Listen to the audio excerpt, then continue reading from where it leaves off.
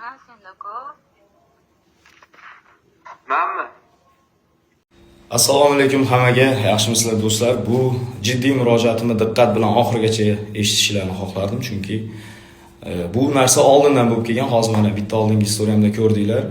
Gruppada meni nomimdan akkaunt ochib, qaysidir qizlar bilan gaplashib, u qiz ham Elyorbek deb murojaat qilib o'tiribdi, bilmayman qaysi qulog'i bilan eshityapti.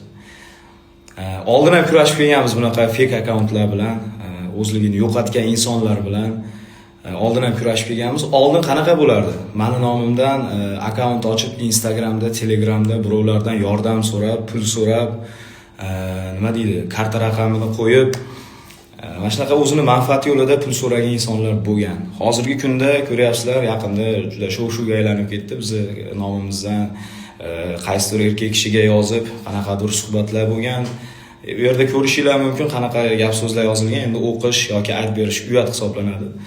Aytmoqchi bo'lgan narsam shuki, ijtimoiy tarmoqlarda, umuman u Telegram bo'ladimi, Instagram bo'ladimi, bizning nomimiz yozilgan har bitta akkauntga akkauntdan yozilayotgan xabarlarga yoki qanaqadir yordam so'rashlar bo'ladi, karta tashab, bizning nomimizdan karta qo'yib pul yig'ayotgan, o'zini manfaati yo'lida yig'ayotgan insonlar bo'ladi. Shunaqa insonlarga birinchi o'rinda insof tilayman.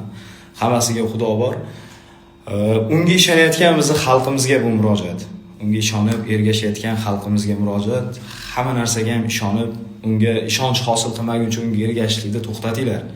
Chunki bu narsa o'zingizlar uchun zarar. Birinchi o'rinda cho'ntagilarga, ikkinchi o'rinda oxiratinglarga zarar bo'ladi.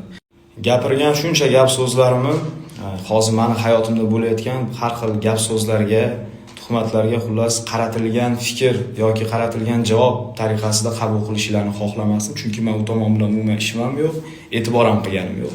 Bu murojaatim o'sha meni nomimdan fake akkaunt ochib olgan, o'zini yo'qotib, birovning nomidan foydalanib, o'zini manfaati yo'lida foydalanadigan insonlarga murojaatim va mana shu insonlarga ishonib ergashayotgan insonlarga bo'layotgan murojaat.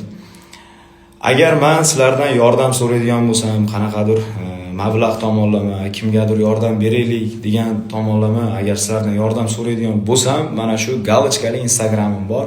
Shu galochkali Instagramga istoriya qilib qo'yishim mumkin.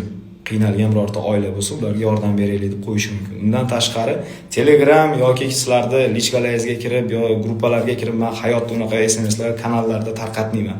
Shunga hushyor bo'lishinglarni so'rayapman. Oxirgi gapim aynan o'sha insonlarga, hozir bu videoni aniq ko'rib turishibdi. Meni nomimni qo'yib, birovlarga yozib, birovlardan pul so'rab yurgan insonlar, sanlarda ham bir qalbini, ko'nglini bir chekkasida vijdon yoki insof degan narsa bor. O'sha narsani uyg'otish kerak. Ko'chaga chiq, sana mehnat qil, Xudodan so'rab harakat qil, senga ham Xudo beradi. Hammangga insof tilayman Xudodan.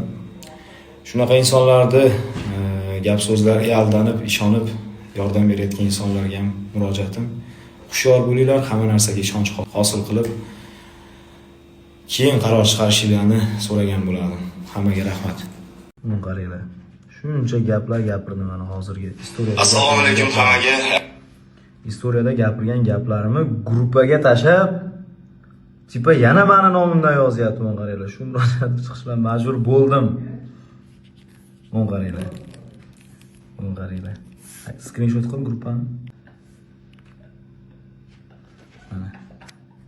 Tushunyapsanmi do'stim? Videoga olmaylar akalar degan gapni videoga olib tashlab qo'yishibdi o'ziga.